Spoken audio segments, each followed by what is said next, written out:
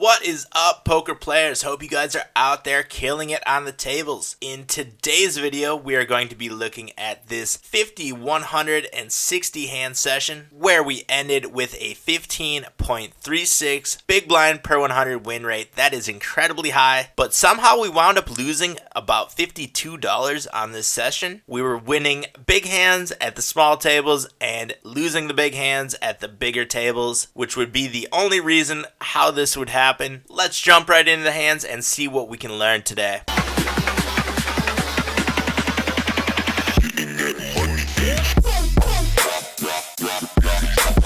First hand we're going to be looking at is King Queen suited at the 50 NL table. We are playing from the hijack seat. Folds around to middle position, who opens to 3.5x. And we make a call here, being in position against the recreational player. Button also calls, also a recreational player. We get a call from the small blind, and the big blind gets out of the way. We are seeing a four-way flop with 750 already in the pot, and that could not be a more perfect flop for our hand. We have a flush to the king, not quite the nut flush, but still very strong. Middle position, bets 2/3 pot. We just make a call here with two players left to act behind us, trying to induce more calls from these players who could be chasing a lower flush draw than what we have. They, however, do fold, and we are seeing a turn heads up. The turn is the jack of clubs, and once again, we get a large bet into us, almost pot. No more slow play. I get the rest of our chips in, trying to get calls from flush draws or possible lower flushes already. We do get a call, not from a flush draw, but from a king high and a gut shot. They did not have any outs going into the river, and we take down this pot of $104. Very interesting hand in play here by our opponent. And now we have pocket aces at the 50 NL table. Folds around to us, and we open at 3x in the cutoff seat. Big blind puts in a 3-bet. Big blind is a somewhat regular player. We have 2.1 thousand hands on this player, and we can see that they are 3-betting 14% of big blinds. That's a pretty high number. We're going to be seeing a lot of polarized type hands in this spot with 3-bets that high, and we can see that they are only 3-betting 43% of time with premium hands. But when up against pocket aces, we are ahead of all the premium hands. We're never behind in this spot, so I do make a call. Don't want to 4-bet our opponent off any hand in this spot a lot of the times with hands like that. Flop is two-tone, 9 high, 2 diamonds out there. We have the backdoor diamond draw. The only hand that hit our opponent that they could be 3-betting in that spot would be a suited connector that hit the 8-9. Besides that, we are ahead of literally every hand in our opponent's range. And they put in the continuation bet of 839. I just make a call here. The king of diamonds comes on the turn. We now are 1 card from the nut flush draw, and our opponent once again bets 1902, possibly hitting that king on the turn, or now having a flush draw, or maybe they were playing a hand like this with low suited cards. That king was not a very good hand for us, but I do get it in here, trying to get value from the kings out there as well as any flush draw that could be out there. We get a call, and we see that we are now on the flush draw, and they were playing a 6-3 of diamonds. We have only a 16% chance to win this one. It is a 4 of spades, giving it to them, and we wind up losing this pot of $105. That's one where we just got unlucky in a different spot here. I could have put in a 3-bet here. We probably would have gotten in the same type of situation. I don't see any really value here in just calling. When we do make a call, we are pot committing ourselves, so why not jam all in or put in a 3-bet here with a hand where we are ahead of pretty much all of our opponent's range. So I think the mistake was made here by just calling. On to the next one. Moving down to the 25 NL, we have 9 jack offsuit playing from the big blind. Under the gun +1 limps. We get a call from the hijack seat. The button calls, and we see a 4-way flop. Just a small pot right now, $1.10, and we wind up flopping the nuts. And look at those hands we're up against. Holy shit. I lead out in this spot against a lot of recreational players. I think we could see a lot of hands chasing. Little did I know that we were up against 2 very strong hands. We get a call from under the gun +1. Hijack calls, and button puts in a min raise. That is an interesting bet. bet. I don't know why you would ever put a min raise in right there. I make a call because I want the players behind us to stay in this pot, which they both do. There's now 670 in the pot. The turn is a brick, 3 of hearts. I lead out once again, 275. We get a call and another call. Hopefully we get a 3-bet here. We do not. Calls all the way around. There's 1770 in the pot. We have 2477 left in our stack. Our stack is larger than all of our opponents right here. And the queen of diamonds on the river. We still have the nuts, so I jam the rest in. All of our opponents should be pot committed at this point, and if they have any kind of showdown value hand, they will be calling here, which we get a call from the set of 7s, and we also get a call from the set of 8s, and we take down this $86.50 pot with the nuts and stacking 2 players in the process. We get some more heads up action here. At the 50 NL table, we are playing from the big blind. We get an open from the button. Just make a call here in the big blind with ace 9, and the flop is ace 5. That looks like it's going to wind up being terrible for our hand, even though we think we have the essential nuts right here. I check. We see a continuation bet. I make a call. The turn is the 9 though. We now have a full house, aces over 9s. I check again, and once again we get a turn continuation bet. No more slow playing. I make it 14 on the turn, and we get a call. There is 35 in the pot and 38.67 left in our opponent's stack. The river completes the flush, pretty much the only draw that was out there. We can easily jam the rest of our stack in here and get called from all the aces out there, maybe some of the pairs out there, and the flushes that got it there. So I jam. We do get a call. It was actually against a flop full house. We got pretty lucky with that turn 9, but hey, I'm going to take it, and we win this pot of $212. Now we're looking at pocket 9s at the 100 NL table. We are playing from the hijack seat. Folds around to us, and we open at $3. We get a call on the button, and we see a heads up flop. Why is everybody slow playing aces against us? Especially with a flop like that. Why would you want to slow play aces against us? We check on the flop, and we get a bet of half pot into us. We just make a call here with a set on a pretty dry board. The king of spades comes on the turn. I check, and once again we get a bet, this time 2/3 of the pot, showing that they have a little bit more interest in this pot. So I put in a 3-bet up to $28, pretty much 3x the turn bet here of our opponent, and they put in a 4-bet. It's a pretty small 4-bet, and the only hand we are losing to in this spot would be pocket kings, but without a pre-flop 3-bet, I highly doubt that is happening. There aren't very many draws out there that would be betting this way, so we can pretty much assume that our opponent has a made hand, most likely something like a set of 3s or 6s. And if you're going to be 4-betting this spot, you're never going to be folding to a 5-bet. So I get in the 5-bet, they get the rest of their chips in, and